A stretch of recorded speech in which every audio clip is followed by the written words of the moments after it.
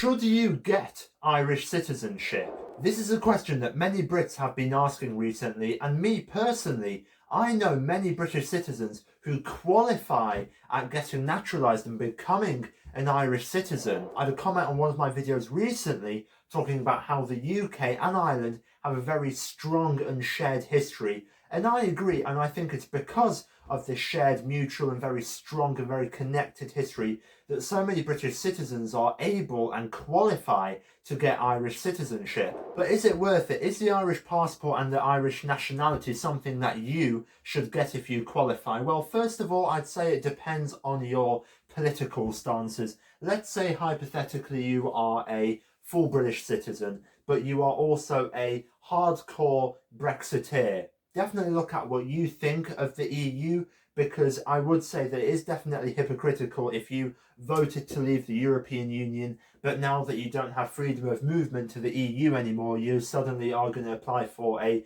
Danish or an Irish passport, for example. It doesn't really make sense in my opinion. But if you are a centrist or you don't have an opinion on leaving the European Union, or you wanted to remain in the European Union and you want to regain EU status, the Irish citizenship is probably your best shot at gaining it back. You know, citizenship by descent is the most common route that I see British citizens taking when they get EU naturalised. Of course, it is not just Ireland that offers citizenship by descent. I personally know a family who has a parent who was German, and the kids were able to get German citizenship when the UK was still in the European Union. So they are now dual UK-German citizens. Even if you don't have any ancestral ties to the Republic of Ireland, it might still be the best shot you have at getting an EU citizenship. Let's say if you cannot afford the Maltese Citizenship by Investment programme, because Ireland, you have freedom of movement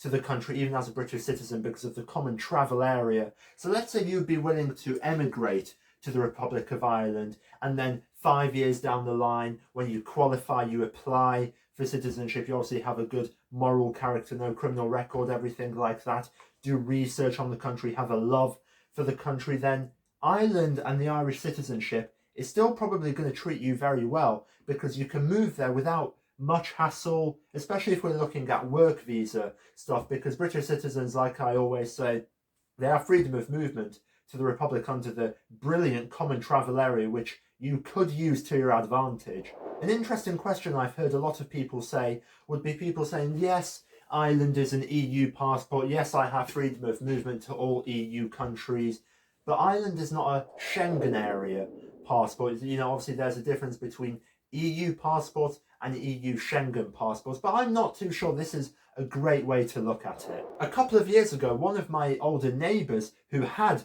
dual Irish citizenship moved to the French countryside, and while France is a Schengen country and Ireland isn't, he still had the luxury of freedom of movement. So I wouldn't say it's that big of a deal that a country is not completely affiliated with the Schengen Zone. And the reason why Ireland isn't is because of the Common Travel Area Agreement that they have. They cannot have the Schengen Agreement and the CTA at the same time. But if you're a UK citizen, this shouldn't really affect you or impact you that much, because the UK, even when it was still in the European Union, was never a part of the Schengen area, but you still enjoyed the freedom of movement to these countries.